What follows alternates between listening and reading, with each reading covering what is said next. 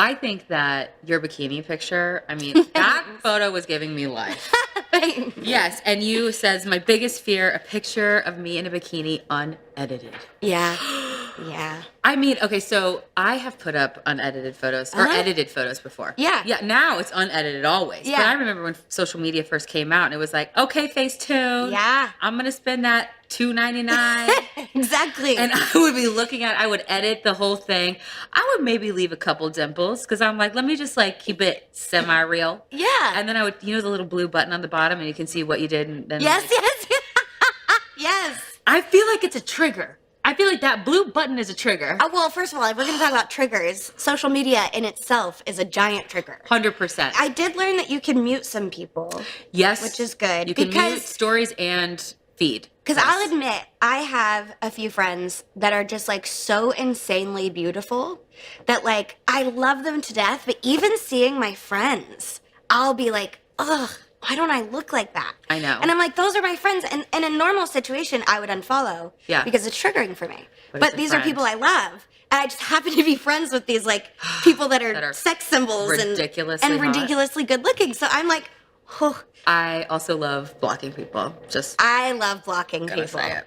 I love blocking people I know. I love blocking people I don't know. Like, it's just so great. But we have to talk about the bikini picture because it made waves. I was in Bora Bora, and I took a couple bathing suits on that trip, but I really only felt comfortable in one. And I'm like, look, we're here for a week. I don't want to spend the whole time taking bikini pictures. You know, I want like one that I can post and be like, hey, look at how cool this place was. So then my friend Syra, she's like my biggest hype man when it comes to my body. Like, I love her to Is death. she like this? Like, yes. Yes. Okay, poke the butt out. Okay, Yes, there's yes. the angle. And I'll feel so like large at times, or she'll get me on an angle that I think is bad, and she's like, work. And I'm like, you know, she's like, oh my God, I'm We dying. have to have hype friends. Yes, and like I'll have the most like insane photo shoot pictures with her, and I'm like, no, we can't post these. These look bad. Like, these are not bad in a bad way, but like these. But you're not comfortable. I'm not comfortable. Those are too sexy, so I will not post those. So hype girl photo. What made you post that photo?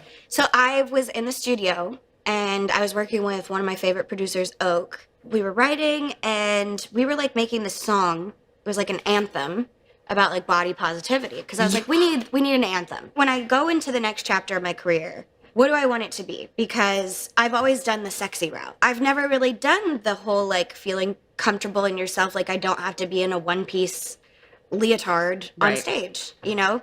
Because I'm tired of running myself into the ground with workouts and extreme dieting that like I thought the past few years was recovery from an eating disorder when it actually was just completely falling into it. Really? Yeah, and I just realized that like maybe my symptoms weren't as obvious as before, but it was definitely an eating issue. Is it because you threw yourself into working out? Yeah. And so it was just another thing to go into? Yeah, and I think when you have certain people around you that are telling you certain things that you should look a certain way, it makes it harder. So I was in that situation, and I was just running myself into the ground, and I honestly think that's kind of what led to everything happening over the past year. It was just like me thinking I found recovery when I didn't, and then living this kind of lie and trying to tell the world I was happy with myself when I really wasn't. Right. And when I realized I wasn't happy doing that stuff, I made a choice going into this next album. Like,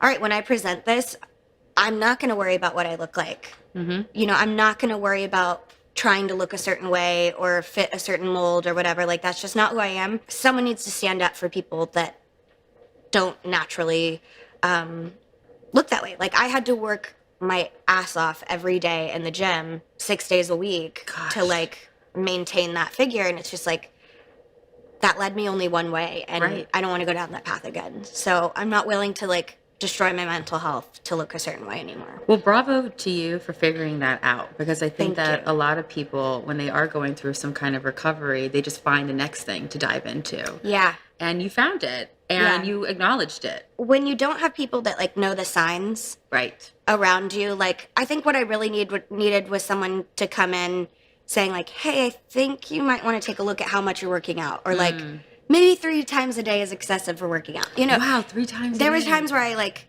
lived at the gym And I would take business meetings at the gym on my breaks for my workout.